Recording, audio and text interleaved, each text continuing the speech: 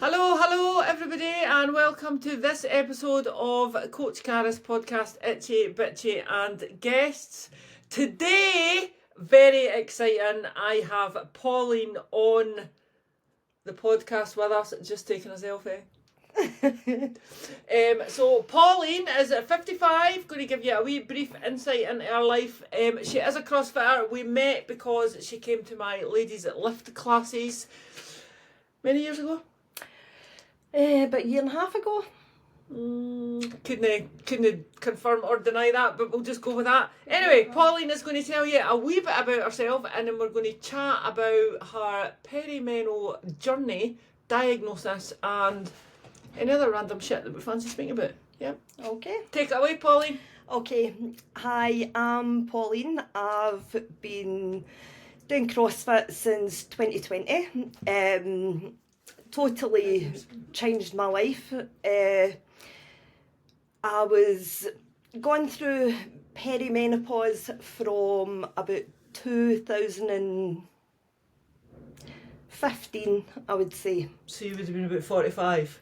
I was about 45. We had decided that we were going to move to Gran Canaria. We were selling up our house. Yep. I had got made redundant in 2015. I was made redundant. All my wains moved out the house. We sold our house. My dad died in the December. And then we went away to Gran Canaria to live. So it was really quite hard year. going. Hard year. Fair.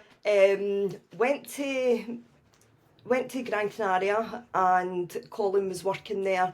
That was fine, and it all seemed like, this is good. Well, this is what you've worked all your life for. This is it. You've made it. Yep. This is it. And about 2 months into it, and I thought, I hate this. I want to go home. I miss my wains. I miss my family. I miss my people, because I was working with people that, they just weren't Scottish. Basically. I know that sounds really bad, but brilliant. It was just, brilliant. They were salespeople. They were, a couple of them I still keep in contact with, and lovely people, yeah. But they weren't the same as me, right? Yeah. So schemy, it was that way. You're a chav, right? You know. So it was that way that I struggled, being there. I struggled big time. Peri-menopause was hitting big time. Did you know that? No. Right. Okay. I was always quietly confident. I wasn't a brassy confident sort of way, but I was quite confident person. All of a sudden I was losing this big time, and it was I was in a job. I was trying to sell timeshare. It was just horrific. I was having days where I was what am I doing? What is this about? And all that. So anyway, it ended up, we got to the end of the year, it was about September, and I was I can't cope with this. I want to go home. I miss my wains too much. I was on video calls with them. You're sitting there, you could see them on the screen, but you couldn't touch them. And I was couldn't you give them a cuddle or anything? They had been for visits. My son, he had been in a car accident when we were there, and that was horrible, because something bad has happened to your wain and you can't give them a cuddle. You can't be there. That you was can't hard. Get there quick enough. That was hard. Yeah. So all this all happened in 2016. So then we came back, and that Christmas was brilliant. We were this is Christmas great. Ever. I'm home. Started working with an agency, and went into a housing association, worked in there for a wee bit. And then I was I need to get a full-time job. So I started working in SSE, which is the electricity place, right? And I constantly had people screaming down the phone at me. You were trying to help them, and they were screaming, call centre. Yeah. I was oh no, this is just no for me. So I worked there for a few months, and at that point I was going down and down and down, and I was what is up with me? So I I think that it was the following year, it was about 2017, I'd started working like in where I'm just now, and I was working in the reception. No, I tell a lie, it wasn't. It was before I started in there. So it was Rebecca's graduation, Right, okay. Mm-hmm. And we went to her graduation, and I sat there all the way through this graduation watching her with not a tear in my eye, nothing, felt no emotions whatsoever, and I was like, something not right with me, right? And I'm like, so that was fine, and I was all like, aye, that was great and well done and all the rest of it, but I didn't have the feeling inside, and I was like, what is this about? So that night we all went out for a meal. My mum, we went and got my mum from Glasgow. We all went out for a meal, and I left the Sanam, walked outside and burst into tears. I was giving Rebecca a cuddle and I burst into tears, and I gret for 3 days. And it was like, Pauline, what is this? Yeah. So Colin kept saying to me, you need to go to the doctor, you need to go to the doctor, there's something no right with you. And I was like, there's nothing wrong with me, it's all you. So I'm sorry to all the husbands out there. We apologise profusely. Totally. And so anyway, it ended up that I went to the doctor, and I'll give you this was a good one, right? Goes to the doctor, and he was a homeopathic doctor, right?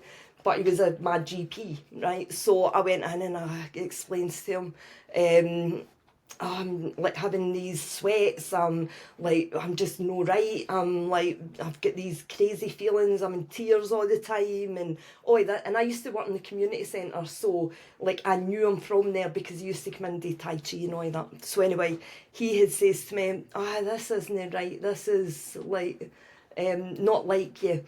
I'm going to put you on these wee tablets, and they're called, I'm sure it was Lachesis or something like that, right? And I was like, all right, so I just take these tablets. See if it's going to make me feel better, I'm going to take it, right? Coming for the person that wouldn't even take a paracetamol, right?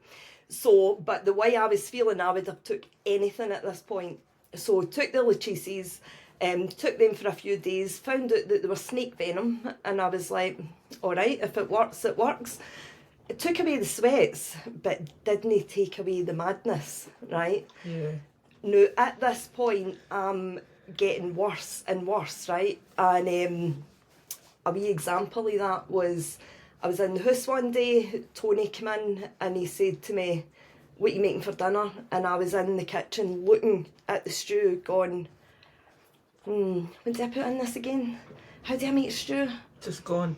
And it was like, now you get the wee moment. Like I done it yesterday. I said to Nicola, right, I've put the stew in, I've put the veg in, I've put the stock in. Is that everything? And she's like, aye. And I'm like, so it is, that's fine. But at this point, that wasn't fine. I was that way that I was like, how do I do this again? How do I make stew? Yeah. So Tony walked in the door and he was like, what's up with you? And I was like, I can't remember how to make stew. And he's like, it's all right, I'll help you. And I was like, but I can't, how can I not remember it? So he was that way that he was like, oh, just calm down. I said, and there's a wee voice in my head that keeps saying, just lie down in the flare with your arse in the air and you'll feel better. And he went, well, there. And I was like, don't be so stupid. He went, sorry, I'll do it with you. So there was me and my boy on the flare, and I was like, such a supportive family. Oh, honestly. And it was that way that I was like, oh, this is crazy. And he was like, does it make me feel better? Aye, actually, it's made me feel a wee bit better. Time out, man. So, aye. And so went through all these crazy, mental, horrible times, right? And then eventually it was 2020, maybe. So 5 years later. You've been home for 4 years. Yep. So had went to the no, it was COVID. COVID had hit, right? Okay. And we all got sent home for work and all that. And I wasn't coping with this at all. I was like, I need people running about me and all this. So anyway, I was stuck in the house at my kitchen table, working away, and I was just feeling worse and worse as the days were going on. Contacted the doctor, and different doctor now, right? And she says to me, I said, I've looked into it, I've looked into menopause, and I think that this is maybe what it is. And she was like, right, okay, you've obviously looked into this enough. I'm just going to prescribe you estrogen, right? This was a phone call, right? So I was like, right, okay. So she gave me 0.5 milligrams of estrogen. Put it on my leg, that was fine. Started feeling that wee bit better, and I was like, this is good. 6 months later, back down again. Yeah. All right, we'll put it up to 1 milligram. Put it up to the 1 milligram. Started feeling better again. Then another dip. Then put it up to the 1.5 milligrams. And she said to me, this is the maximum. Yeah. This is all you can get is 1.5 milligrams. So I said, right, okay. And I took it. And then I had went back to my work. And the next thing, I took a bad dip, and I don't know if it was a breakdown as such that I took, but I lost the plot. I was really I was sitting in the middle of an interview. I'm interviewing an apprentice, right? And the wee boy's talking about work experience, and I was there doing work experience, and I'm like, work experience? What's that? And the two lasses, one of them is my boss and like my colleague that I work with, Jane, and the two of them looked at me as if, what are you doing, right? Yeah. And I'm like, sorry. And Jane's looking at me and she's going, work experience? Like, I deal with the work experience kids for school on a weekly basis. And she's like, work experience? And I was looking at her and she seen the look in my face. And she went, right, so, and she just continued on with the questions, and then Fiona took on the other one, and that wee boy walked out that door, and I was like, wow, roaring and greeting.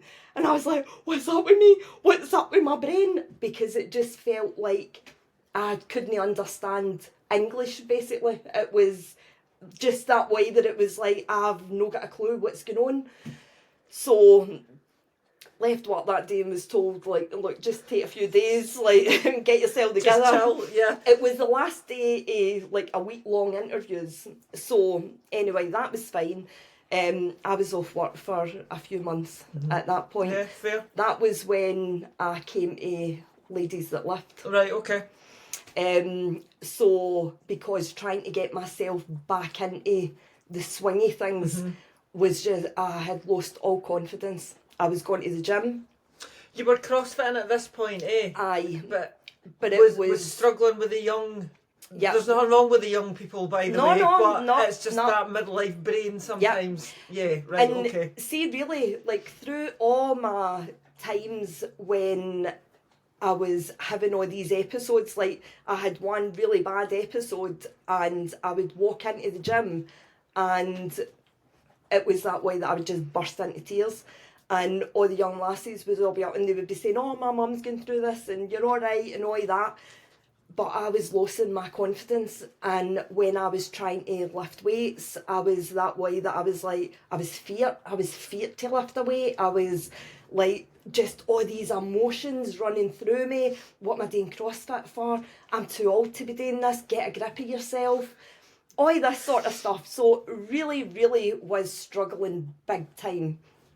So I was attending maybe one class a week. So I had went for like 4 or 5 classes a week to one class a week. Totally living life to having to psych yourself up to walk through the door. Yeah, I get it. Walking into a class, and you were that way that it was like looking to see what the class was, and oh no, like I'm not going I can't do that. Yeah. So that was becoming the norm because there was something in the class that I wasn't wanting to do. So that was like a bad dip for me.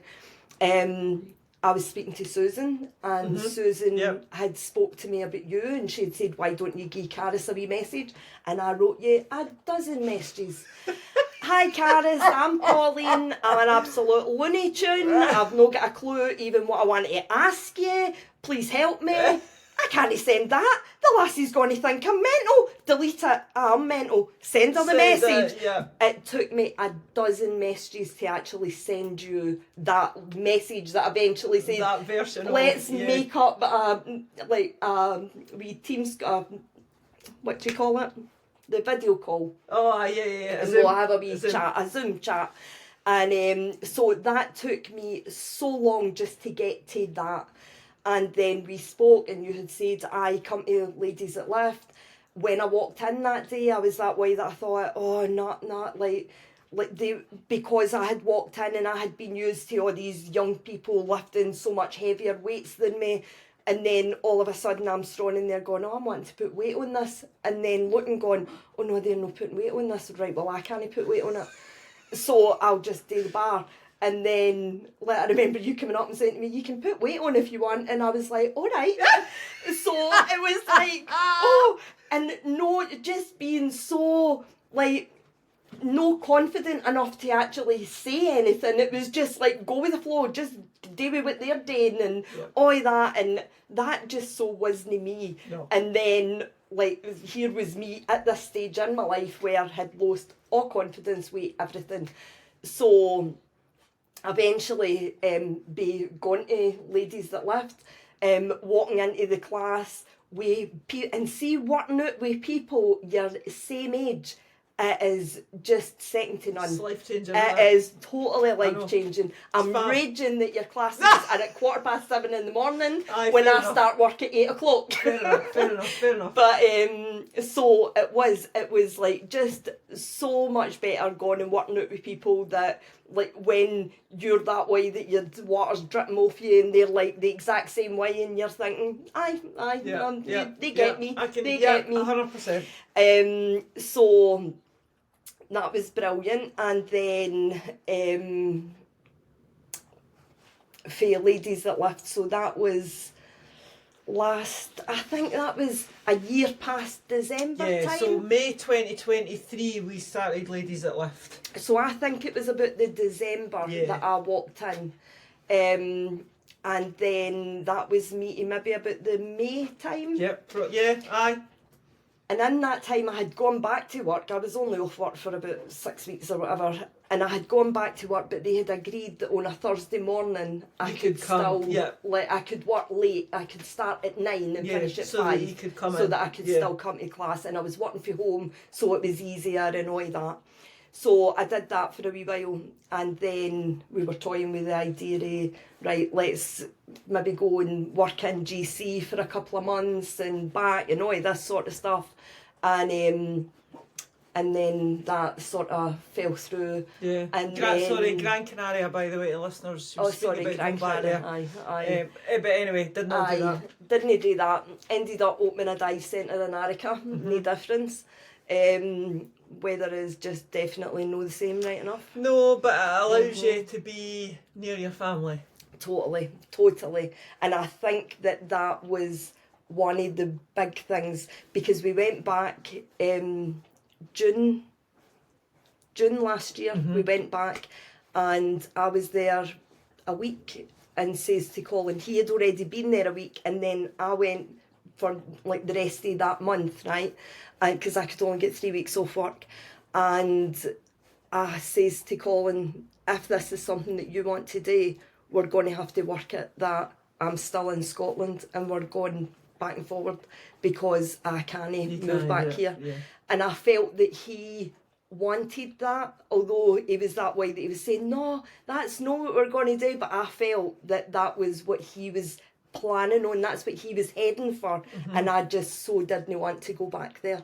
So I had said no, that was so if he decided that that's what he wanted, because I would never have stopped him. I was like, that's what you want to do, we'll make it work. We'll do something and all that. But we decided no, that's not something that we're going to go with. So that was June last year, and by that point I had we'll need to go back a wee bit, sorry. It's alright. See, this is because I've wrote my notes. Pauline left her notes, by the way, in our house, just I know. Just sorry, so we know, just in sorry. case you think she's got all her ducks lined up in a row. Has not. Not Carry at on. all. I Not wouldn't at have all. told them if you hadn't admitted your sins. But so back a wee bit to when I had just started Ladies That Lift, and we were talking, Yep. and we had been discussing about menopause, how things were happening, all that, Yep. and about the estrogen gel. And I'm sure that it was somebody, I think it was one of your wee coffee mornings where we were all sitting talking, one of the lassies had said about bupa, and you can go private. You can go private. I think we were actually talking about something else, and then this had came up. So anyway, that day or the next day or whatever, I started looking up to see, because by this point the doctors got me on 1.5 milligram of estrogen, that I kept saying, this isn't enough, I need more, and they were saying, you're on the maximum, so we can't get you anymore, but we'll up your antidepressant that they had put me on like the 2 year before.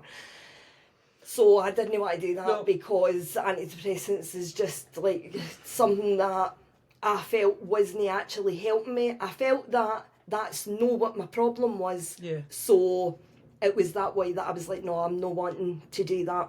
Yeah, so just to clarify, the antidepressant prescription, I'm not saying it used to be the norm for the peri-menopause, but it was quite common, and the new guidelines from the NHS and from everybody basically are that an antidepressant will help with depression, but if you have feelings of anxiety and depression in the peri-menopause, it's due to lack of estrogen and progesterone. It's not clinical depression, so just be careful, alright? Totally. Just be careful, people. Totally.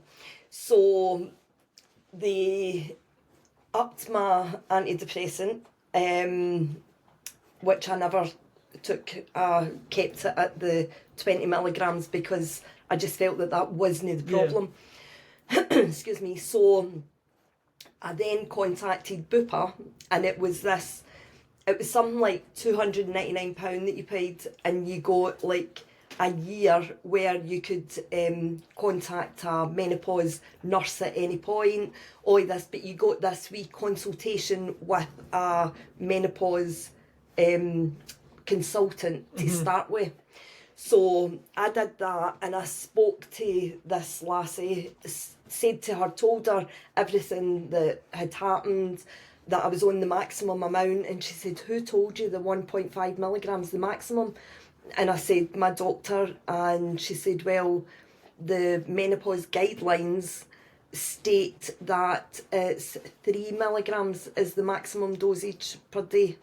And I was like, well, why is my doctor telling me that it's 1.5? Yeah.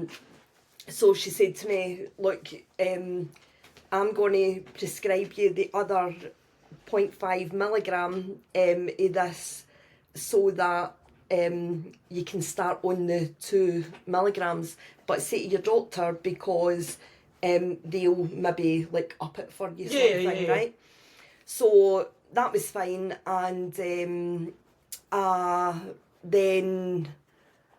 went back to my GP and told them, and she totally took the hump with me. I had went to a menopause doctor, and so she was that way that she was like, no, I'm really sorry, but I'm not going to give you this.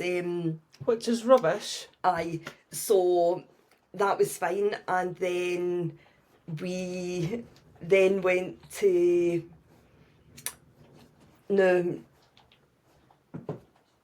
I had asked her for that extra 0.5, and she had said no, so I went back to the Bupa doctor, and she said, well, we'll prescribe you it, but you'll need to buy it. And I thought, this is going to be extortionate, and it was something like £30 for the 3 months or 6 months supply or whatever, because it was 0.5 milligrams like for each day. So anyway, I just paid for that, and I got that. Then I went to the menopause nurse for my checkup, And the menopause nurse in my surgery was that way, that she was like, that doctor prescribed you that? And I was like, I think maybe the doctor took the huff of me though, and she said that she wouldn't give me, like 1.5 was the maximum and that was it. And she said, well, I'm in agreement with the other doctor, and she sorted it for me and gave me the 2 milligram. So basically, don't get into what the doctors are saying to you, because that is a big thing where you've not got the confidence to say, like, oh, this isn't, like, I think, say it, because I sat there with my mouth shut going, oh, I don't want to say anything, when, like, really I should have. But yeah, but when you're sitting in the middle of, like, when your confidence is taking a dip, do you know what I mean? And you feel that you haven't got a grip on any part of your life, the hardest thing in the world is to sit in front of a stranger and ask them for something that you feel they should know more about than you. aye, It's totally. really difficult. Really difficult. What you've got to remember is that a GP is a general practitioner. They know a little bit about a lot of stuff, which is fine. That's totally cool. Totally. Absolutely cool. Totally. But I would say definitely, like, speak to somebody that, and I know that you can request the menopause clinic. I know that there's a big waiting list for it and all that sort of stuff, but you need to talk to somebody that like knows better, because like see, one day I was sitting outside Falkirk Hospital, like going to go in and like admit myself, because I thought I have lost the plot. You thought you were having some kind of like, breakdown. Yeah. I had words running through my head constant. And it was like one morning I had went into the room and says to Colin, what do you want for your breakfast? And he was like, 2 slices of toast and 2 square sausages. See, at 4 o'clock that day, I still had 2 slices of toast and 2 square sausage, just running constant. And I had been saying that through my head the full day. Yeah. So it was like, there's something no right. And I kept saying, it's like a record, like, that's just running in my mind and I can't stop it. And like, we were driving to Glasgow that night and I remember Colin saying to me, what's my mobile number? And I couldn't remember it, and I'm really good with numbers, I always remember numbers. And I was like, I can't remember your number. And he was saying, right, so he was telling me it and I was repeating it, thinking that would break this record for running through my mind. And it was still this two slices of bread and 2 slices of toast and 2 square sausage. And it was like, oh, just stop. Do you know what I mean? Yeah. It was horrendous. Absolutely horrendous. And I will say that poor Colin, like I did. Another shout out for the husbands. Oh, honestly, because see, some days like he would walk in the door and he would just look at me, and I knew by his face he was going, oh no, because I would be like, and he would say to me, have you not got any mascara on? And I'd be like, what? And he would go, you've got psycho eyes. And I did have psycho eyes. It was like just like wide and that scary. eye that I'm going to go mental at anything. Do you know what I mean? It was like aye. So it was all these sort of things that were going on, and like aye, some days I would actually think like how he managed to cope. A lot of the time he used to just sit there and let me go, and it was like, wah! And he would just sit there and he'd be like, and then he would say, is there something that I could do to help? Are you being serious? And he was like, which, let's face it, right, is actually the nicest thing that somebody can say to you. Aye, but it was like, really? And it was, and then I'd shout at him, how can you help me when I don't even know what's up with me? And he was like, okay. And it was like, and then I'd walk out and slam the door because it was his fault. And oh, honestly, it was just such a horrible, Ladies, horrible you've got to time. laugh. You have got to laugh. Husbands, you need to laugh. Oh, totally. It gets better. It definitely does get better. It does get better. Eh? But see, when you're in when you're in it, aye, and it's like you said, you know, you sometimes you can't ask for help because you didn't actually know what's wrong with you. Aye, it's awful. Aye, and when somebody's saying to you, "What can I do to help you?" You're that way that you're going. See, if you knew what you could do to help you, you would do it. Well, of course you would. But you don't know, and it's like, and that makes you feel even more vulnerable. Yep. So it's that way, and that's another knock to your confidence. And it's just as if constantly you're just getting these knocks, and it's just... And even though we're old enough to know better, the way that we sometimes deal with having no confidence is we feel threatened, so we retaliate against fuck all, basically. Yep. And we just come across as arseholes. Aye, oh, totally. Totally. You know? Aye. So the moral of that story is, well done the husbands. Aye, well done, husbands. I think No. if you can write your symptoms down, I go on about this all the Aye. time, track them, write everything down, Yep. write down what you want if you can't speak to the doctor. Yeah. If you're not getting on with your doctor or you don't believe a word that they're saying, you can go to another doctor. Aye. Or, like you, I've actually got on very well with the practice nurse, Aye. I must admit, as opposed to the Oh, GP. aye. Yeah, Our practice nurse is brilliant. theirs is banging and all. Aye. And if you can't afford the £299 or whatever Yeah. for a bupa, Yeah. then go for it, because it's Oh, worth it. definitely worth it. Aye. I haven't needed it, but I Definitely. have recommended them to a few people, Aye. because, well, I know that Aye. you've been and my pal's been and all. Aye. And it's like, because that was just something that I needed, was for somebody to turn around and say to me, no, you're right, like, this isn't the antidepressant that you're needing, you need more estrogen. And it was like, thank God I'm no mental. So it was like, well, maybe a wee bit. But it was just getting somebody to agree with you to say, like, this is going to help you. And instantly, Caris, like, I took that 2 milligrams, and next morning I woke up and I was that way that I thought, like, see, when I opened my eyes, I was opening my eyes every day and there was like a mist there. And it was like, oh, God, I need to get out of this bed. I need to get up. I need Everything was a to, drama. like, I need to Yeah. get on with my day. And it was just, but nothing was clear. It was like, what am I doing today? I don't know what I'm doing today. Who am I? I don't even know. Like, it was just, everything was just horrible. And then that morning I woke up and it was like as if somebody had dusted away the mist. And it was like, I've got quite a clear head today. And I was like, this could be a good day. And then got up and then remembered, oh, I took that extra estrogen yesterday.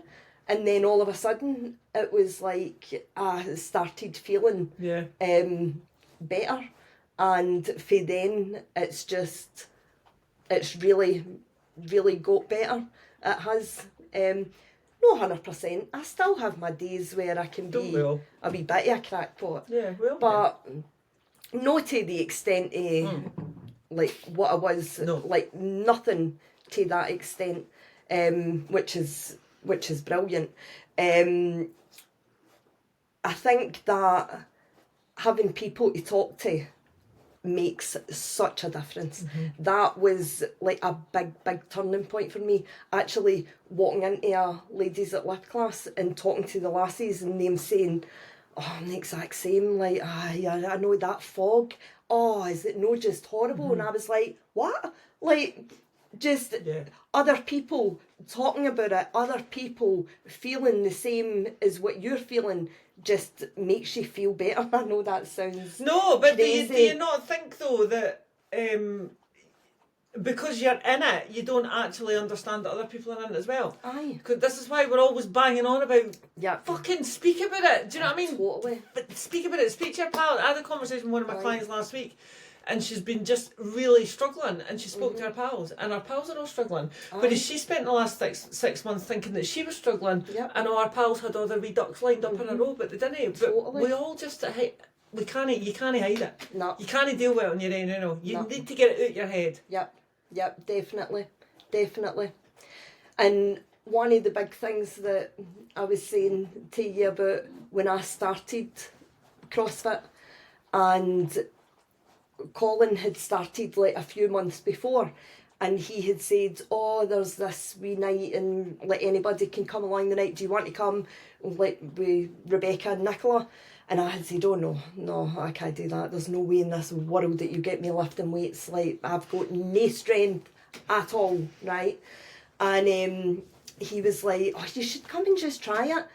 And the first night that I did go, and I walked in, and I walked up to a training bar, right, because the guy had said, go and just lift one of the bars. And I went back across to him and I said, I can't lift that bar off of there. And he said, I was talking about the training bars that are just at the side.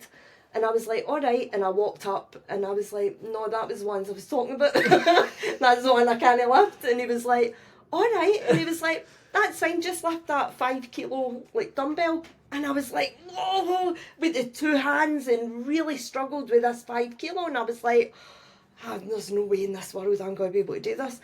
So then he went away and he got me other weights, and it was like the wee 1 kilos, and I just sat and did this with them and all the rest of it, and that was what I started with. And no, and now, sorry, just drop a couple of lifts in. What's your deadlift? My deadlift's 125 kilo. I mean, what the fuck? Squats?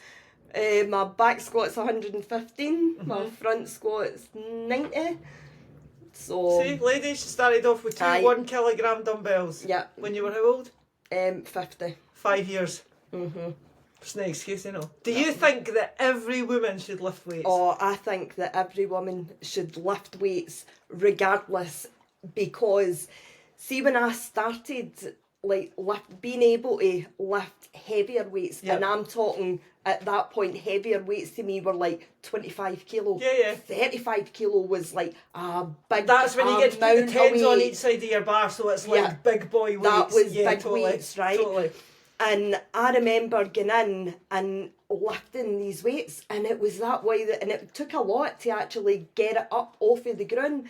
And I was that way that I was like, wow, that was amazing, because the feeling of I'm going to lift that, and then you're trying to lift it and you're thinking, that's really fucking heavy. Yeah. And it's and then you're going, right, just go for it. And you're like, oh, no, I can't do it. And then you're walking back to it, and then you start getting angry with yourself because you're going, you can lift that. Rage. Get across there and lift that. And then walking across and lifting that 35 kilo that went to 45 kilo that gradually just went up and up. And So, sorry, on that note, Pauline has a story about a menstrual cup. Top tip, ladies, tip for us midlife women. Definite, because that was where I was going, thank you. Welcome. When I started lifting the weights, when it got to the 15 kilo bar, and I would lift the 15 kilo bar, and then I would feel, I'm going to pee. And then I would lift 25 kilo and it would be, and I'd be like, oh no, right? So this then became, I can't lift 25 kilo. So that was it, can't lift that. Then one night we were in the middle of a ward, jumped up onto the bar, and it was knees to elbow, and I'm lifting my knees and I could feel, and one of the boys came across and he was saying to me, oh, you're doing brilliant. And I was like, please get away from me. Please walk away from me. I was like, so I came down off of the bar and he was like, you were doing really well. And I was like, oh no, the grip was gone and all that. And it wasn't. It was because I'm just going to actually fully pee, right? And then I would go to the toilet, and then I would pee, and then I would come back out and I would try again, and it would still just constant come out. And it was like, nah, this is no good at all. So I was on a Facebook group, and it was old ladies that lift or something like that, right? And this woman, Kath, was on, and she had mentioned that she uses a menstrual cup. And I was like, what? I'd never heard of a menstrual cup, right? So I was like, what is that? So I ended up looking to see if I could find it, and I was like, I bet you it's an American thing, right? So it's just a young thing, lovely. No, must be an American thing, right? It's just a young thing. Aye. So it ended up that I found this menstrual cup. So I managed to get one, and then used it, put it in, went to a class, lifted 25 kilo. It was fine. Nothing. Not a dribble. And I was like, oh my God, this is amazing. So then I started lifting heavier weights, and there was nothing. And then the final one, skipping. Oh, yeah, skipping and box jumps, they're Aye. massive, I know. Yeah. So I was that way that I thought, right, I'm going to try skipping. So got the skipping ropes, started skipping, nothing, not a drip. And I was Brilliant. like, oh, this is amazing. So I then messaged this woman who still sends me wee messages saying happy birthday when it's your birthday and all that nice. sort of stuff, just like friends on Facebook. But I sent her a message saying, thank you, you've totally changed my life, because I was ready to just pack in CrossFit because I couldn't lift because of the embarrassment of going to pee myself. So it was like, nah, there's no way in this world that I'm going to be able to do that. And that just changed my life, honestly. So another lovely story. So we've got another Bupa. lovely story. Yep. Bupa and menstrual cups are life changing. CrossFit's life changing. CrossFit for women. Not even totally. we are CrossFit biased, right? Anyone that follows me will know that. Totally. But not even if CrossFit's not your thing, that's cool. But lifting weights is life changing. Oh, 100%. Definitely. And you know, well, back in January when we moved to 1298, we were in another gym and it was shutting, and Colin had just signed up to 4 competitions, and one of them being his competition that we're going to this weekend. Good luck, Colin. So he had signed up to all these competitions. So we went along to 1298, and that was daunting. That was like, yeah, I get that. Like walking into this other gym, and there was a few years that were going, so it was like a wee bit of backup. But walking in, and CrossFit is the most amazing community I have ever met in my life, because we have been to CrossFit gyms in Gran Canaria, been to CrossFit gyms in Madrid, can't even talk the language, but they can still slag you. Oh, like 100%, last week, they were like, Escocia, España, and I was like, wait a minute, and there's me and Susan standing there going, are they slagging us? Yeah, exactly. So, aye, it's like, it's second to none, it really is. So walking in there and like being in that community, and there are older people in the classes as well, which is brilliant for me. Like I love it, and it's just that way that I don't know, you walk into a CrossFit class and you just don't give a shit. It's that way it's like, literally just you v you. Aye. Even though you're in a room with 20 other people. Aye. Yeah, and it's like, and the best feeling in the world is when you achieve something, like getting a toasty bar, getting like a pull-up or a heavier back squat. Or, it's brilliant. Totally. And like now my focus is on, like I've got all my PBs under my belt. Right? Yeah. Strong women. So I've got them. So I'm now going to concentrate between the now and Christmas on getting pull-ups, toasty bar, and getting the gymnastic movements, because I feel that that's like that's my next move sort of thing, because I've tried for years to get them, and I've had the odd pull up. I've managed to get and we were in the middle of the open, and I managed to get 3 pull ups in a row, and I was like, wow, that was amazing. Complete CrossFit. Aye, and then 2 weeks later I couldn't get one, and then like a shoulder injury, then couldn't get any, all this, and so you just go through all these stages, but it's absolutely amazing. It's just old school exercises, and I agree. I love it. I agree. Absolutely love it. So, how do you feel now in comparison to 2 to 3 years ago? Maybe I should ask Colin this. Aye, maybe you should. I'm only kidding. He would agree with me, because he knows Of better. course he would, yeah. He's just trying to be helpful. He's just trying to be helpful. No, seriously, the difference now is amazing. Like, just chalk and cheese. Like, back 2-3 years ago, I was a complete lunatic that just was struggling to get out of my bed in the morning. Was that way that I couldn't figure out like what was up with me. I didn't see a way to get to here. Like, I just thought this is it. Like, I actually remember somebody saying, oh, menopause is a new beginning, and like, this is the new you. And I thought, oh my God, I don't want to be like this. Neither does anybody else. Do you know what I mean? And I thought that I was just going to be one of these crabby old women that was just going to sit there moaning about everything and anything. And I was like, I can't cope with this. I don't want to be this. So by putting the footwork in and going and lifting weights and going and doing CrossFit classes, even with tears streaming down my faces down my face, I've only got one face on. Well. So, but it was things like that has got me through to now. Yeah. And just stick with what you're doing and trust the progress, because it's by doing these things that gets you through. And I know that it's so easy to say, see when you're sitting in that absolute dread of getting up in the morning, that's horrendous. That is absolutely horrendous.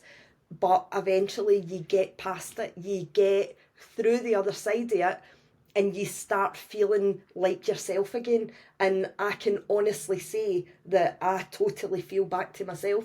I'm now off of all the antidepressants altogether. Brilliant. They changed me from one to another because of all the pain in my neck. They had said, we'll put you on another antidepressant. And at that point, I was like, this is making me so tired. And I was like waking up in the morning with a sort of feeling. And I thought, I don't want to be taking this. You said you felt a bit numb as well, didn't you? Like you couldn't cry, you weren't particularly, it was just, you weren't sad, but you weren't happy, or there was you were nothing. just a bit, it was just you were just like plateaued. Yeah. And that's no me. No. Like, I'm either up there or down there, and I quite like being like that. I don't like the just no, me neither. Being normal. Normal sucks. No. So that was a big thing, and getting off of the antidepressants, and it's only been the last, maybe 6 weeks, and honestly, I feel back to myself. I actually feel like me again. So, definitely so much better. Well, that's Pauline, my lovelies. Thank you very much. Do you not think as well, I'm going to just say something to all the ladies out there, that when you're in it, it's really fucking difficult, right? And I am always banging on about, you need to do this, and you need to do that, and you need to do that, and you need to do that. But when you're in the deep, dark hole, right, that is a peri-menopause, it's virtually impossible to actually do that stuff. So the only thing you can do is educate yourself. Yeah. If you hadn't have educated yourself, you would be on minimal estrogen and a massive fucking dose of antidepressants. And I doubt you would be anywhere near where you are today. No, definitely no. Because each time I was going to the doctor, her answer to me was, we'll give you some more antidepressants. Like, let's up the dose to 20 milligrams. And it was like, right, now we're going to up the dose to 30 milligrams, and that was when it was like, well, now we're not going to bother listening to you because this isn't what my problem is. And it's trusting your feelings as well, because that's a big thing. That is like, because you feel that you shouldn't say, when really that's what we need to do. We need to say, no, this isn't right. Like, we need somebody to listen to us. So, no, don't give in. Go back to your doctor and argue. Yeah, don't settle, ladies. Don't settle. On that note, Pauline, thank you very much. Thank you very much for sharing your story. Thanks it's much for asking me. See you all soon, my lovelies. Bye-bye. Banging, that'll stop in a minute. How was that? Well, are you fucking mentally exhausted now? That was a hard shift, to be fair. I actually think that I probably just spoke pure crap. Not at all. Not at all. It's all good. Right, that's tell me that it's trying to reconnect. That is not good. If it's fucking wiped, then you'll need to come back. Oh no. We'll do it again. Took me and Gillian 3 attempts. Oh no. But we got the 3 attempts in one day. It was fine. It was literally like, oh no, it's fine. Look, stop.